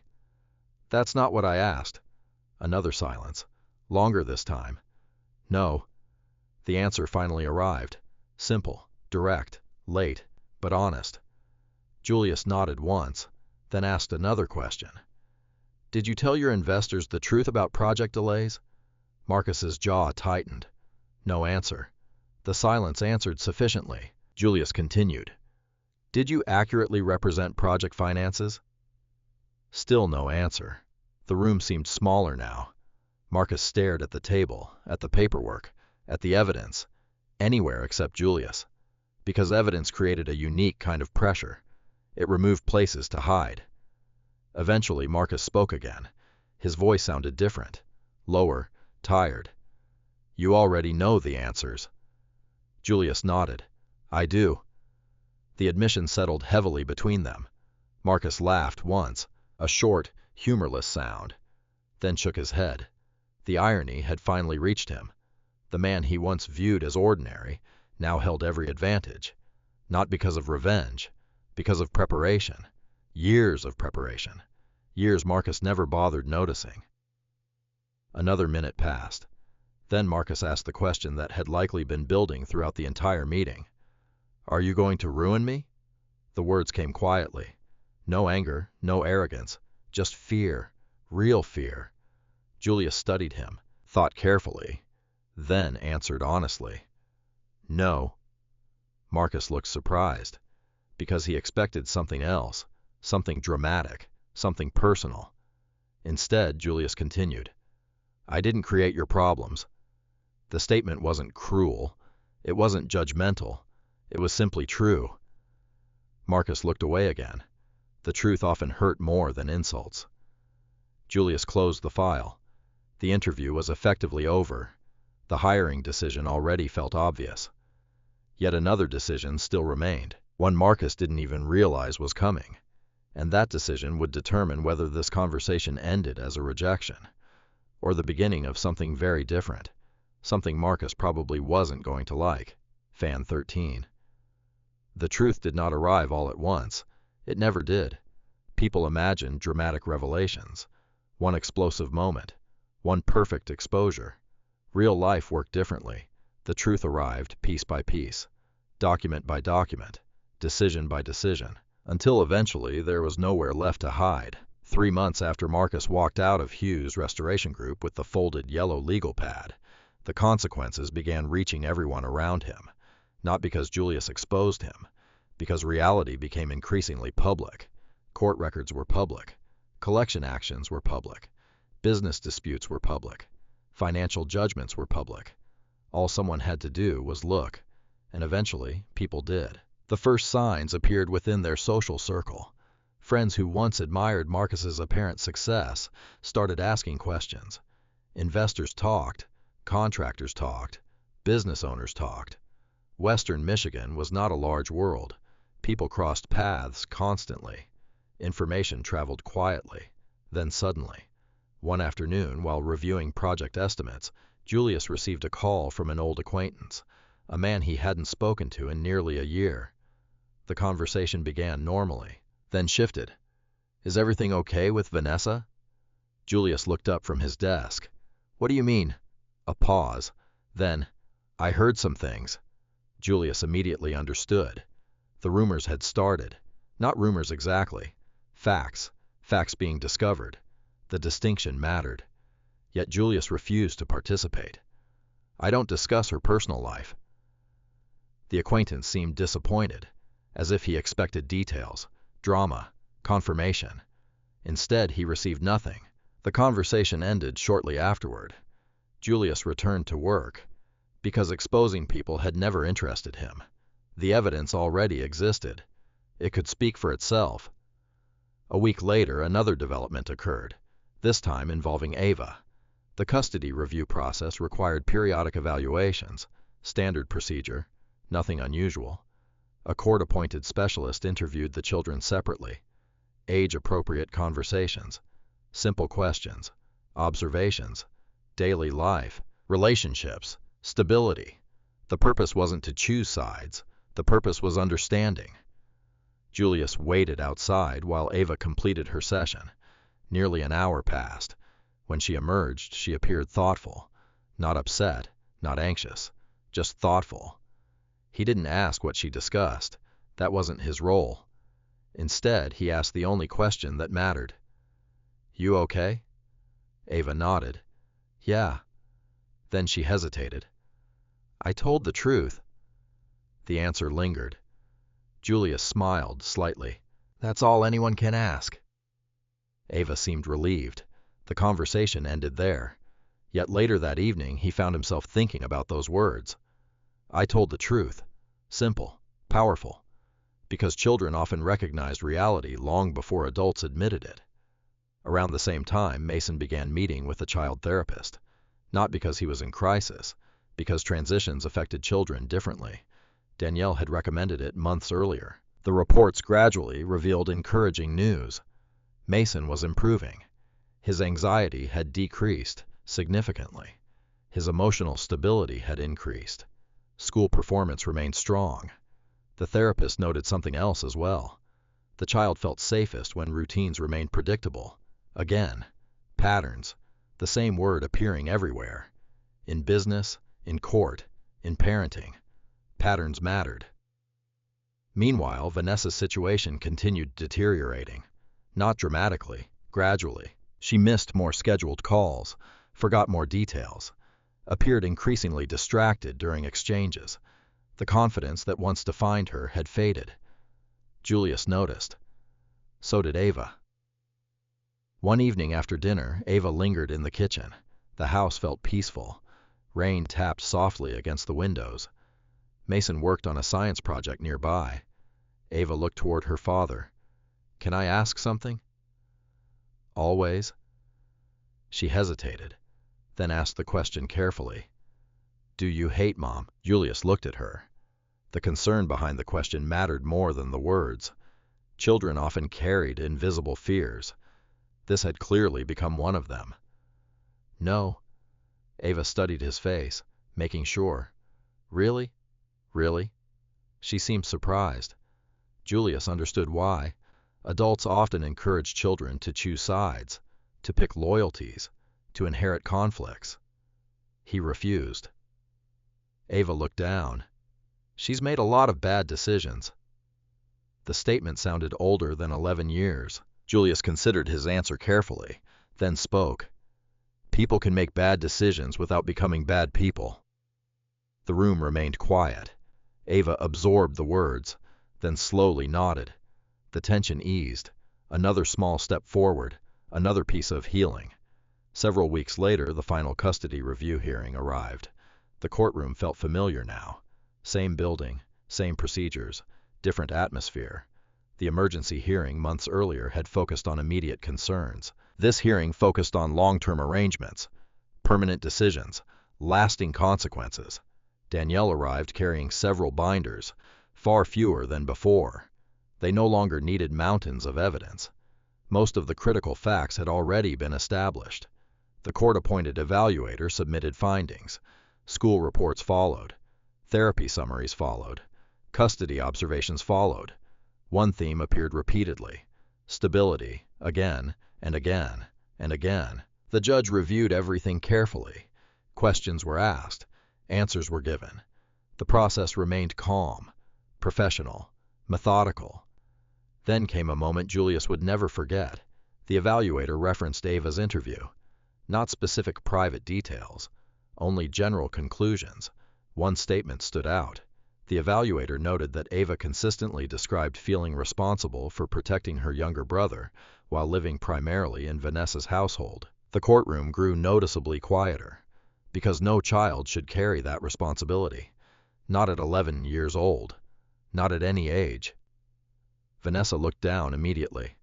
The observation struck hard, harder than legal arguments, harder than financial records, because it came from the children, the people everyone claimed to prioritize.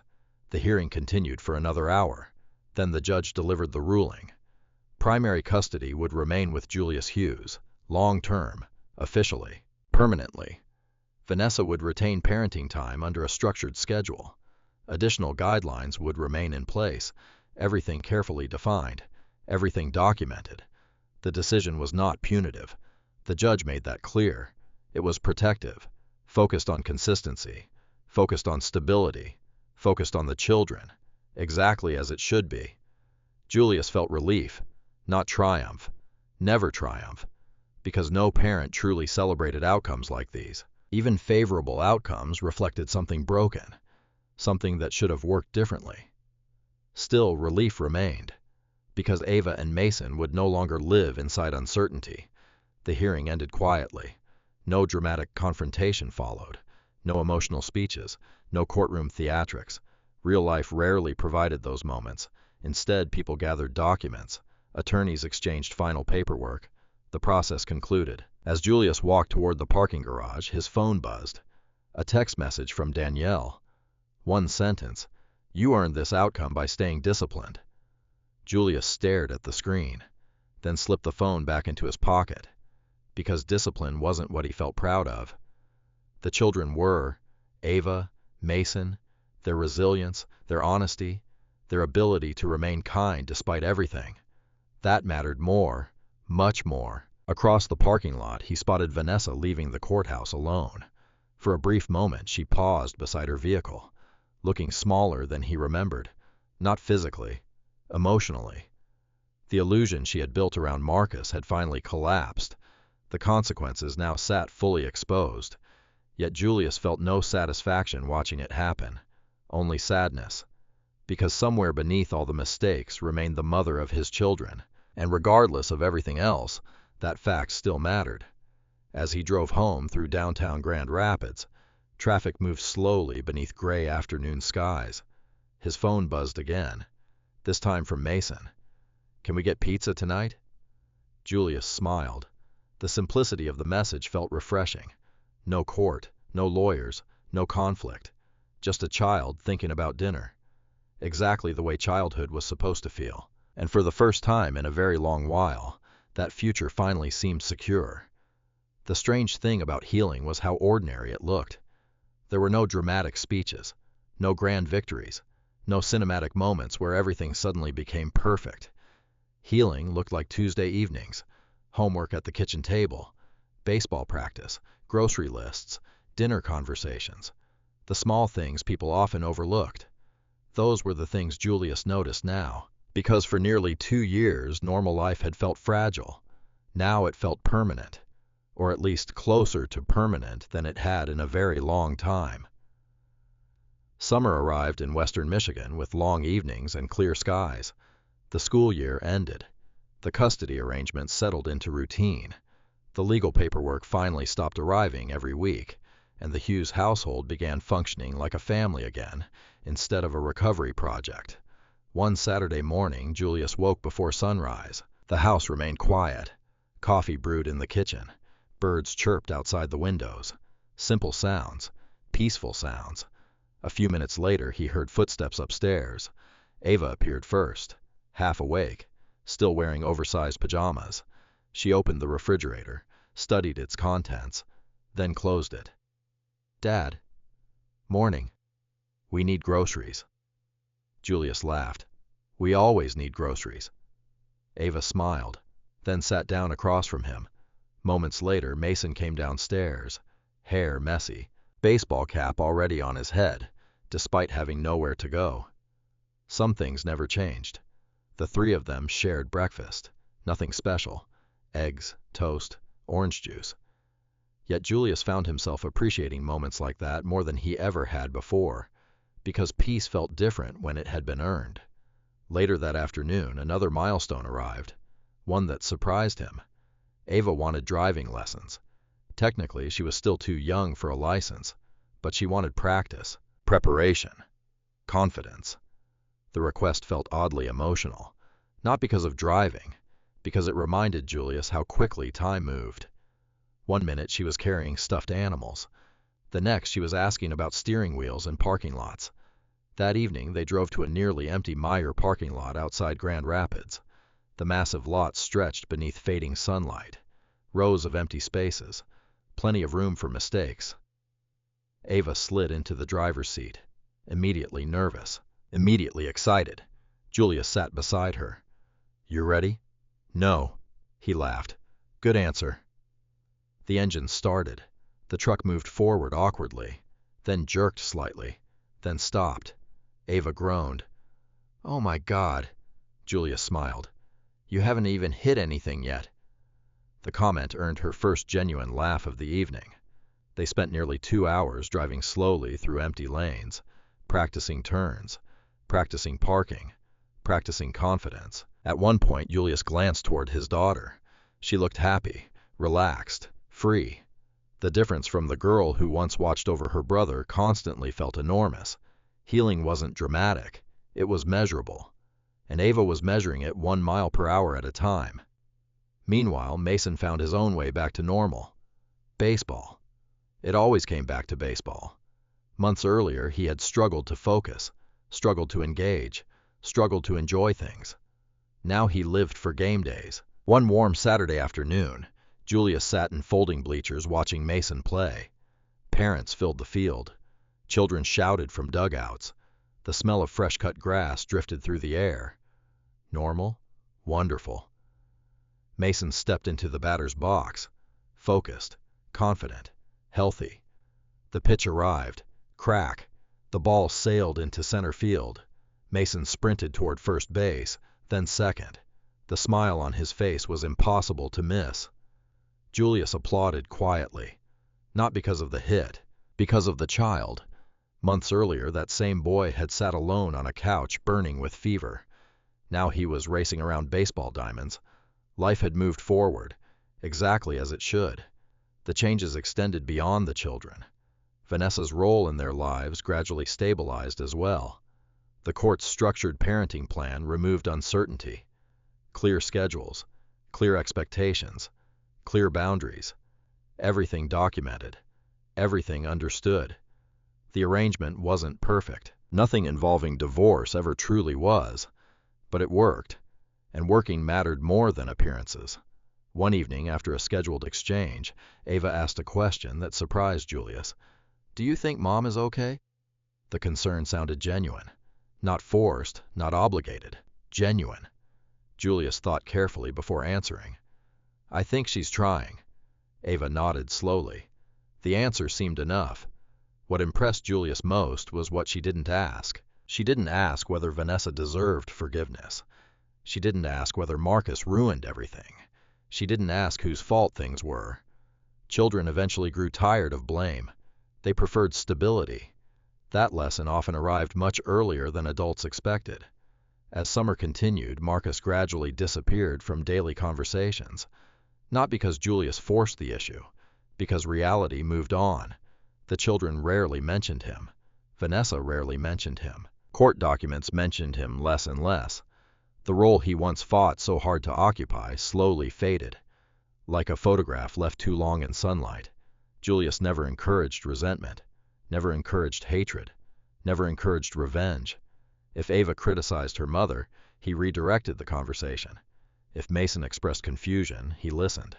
The children deserved the freedom to build their own conclusions, without pressure, without influence, without manipulation.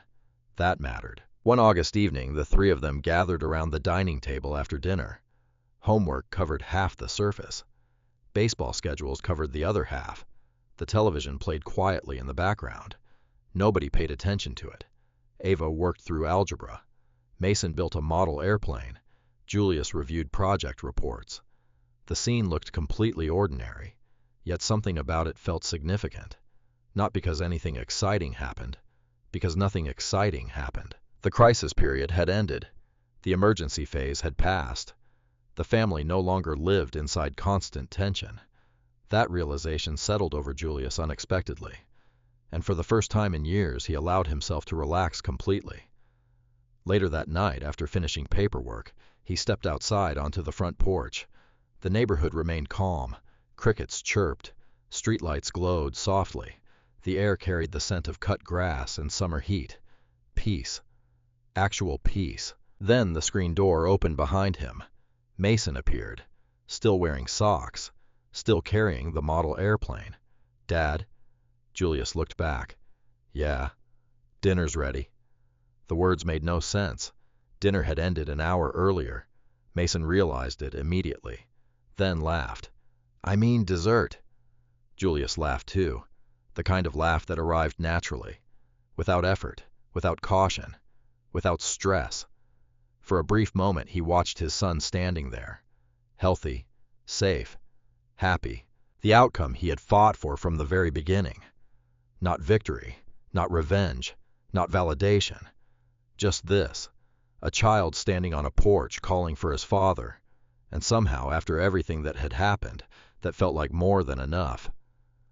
On a clear October morning, Julius Hughes stood on the roof of a restored commercial building overlooking downtown Grand Rapids. The project had taken 11 months.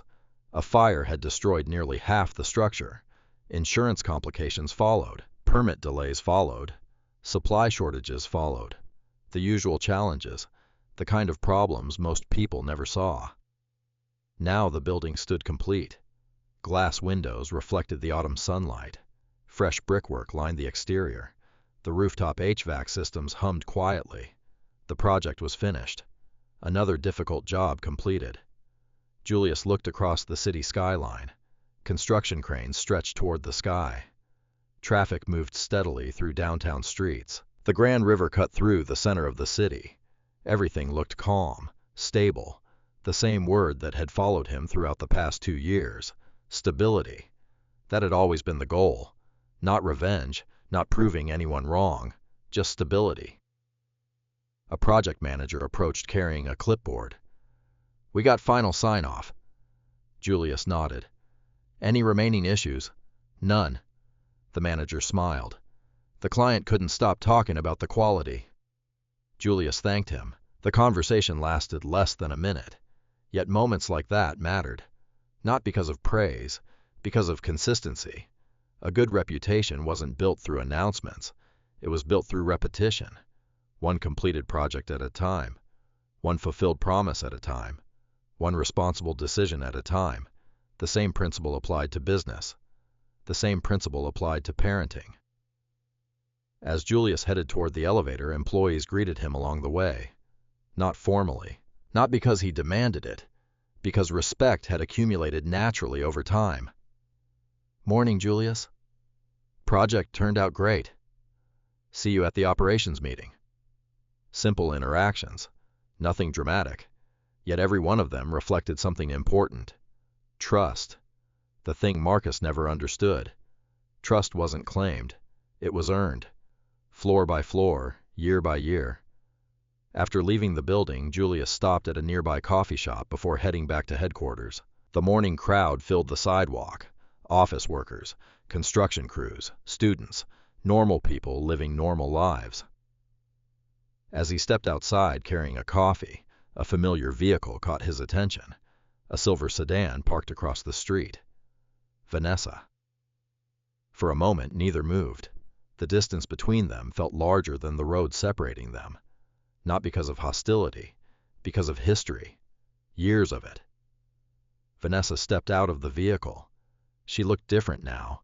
Not older, just quieter. The confidence that once seemed tied to appearances had softened into something more realistic. Neither smiled immediately. Neither rushed toward conversation. They simply stood there. Two people who had once shared a life. Two people who now shared only responsibility. Eventually, Vanessa crossed the street. "Hey?" "Hey." A brief silence followed. The city moved around them. Cars passed. Pedestrians walked by. Nobody paid attention. Why would they? To everyone else, they were just two people standing on a sidewalk. Vanessa glanced toward the restored building. "That your project?" Julius nodded. "We finished this morning." She looked at the structure for several seconds. Really looked at it. Perhaps for the first time she was seeing the things she once ignored. Not the building itself. The years behind it. The discipline behind it. The patience behind it. All the invisible work. Then she said something unexpected. "I never understood what you were building." Julius remained quiet. Not because he wanted the comment, because he wasn't sure how to answer it. Vanessa laughed softly. A sad laugh, mostly directed at herself. "I thought success looked different." The statement hung in the air. There was no accusation, no bitterness, just recognition. The kind that arrived too late to change the past. Julius followed her gaze toward the building, then toward the city beyond it. Most people do. Another silence. Yet this one felt different. Lighter. Not reconciliation. Not friendship. Simply honesty. Perhaps the first completely honest conversation they had shared in years. Vanessa looked away first, then nodded. Anyway, she smiled faintly.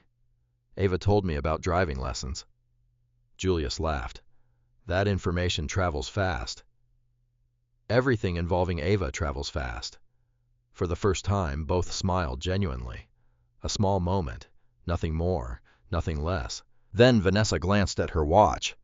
I should go. Julius nodded. She started walking toward her car, then stopped. One final comment. Thank you for taking care of them. The words landed unexpectedly. Not because he needed them, because he never expected to hear them. Vanessa waited, perhaps expecting a response, perhaps not.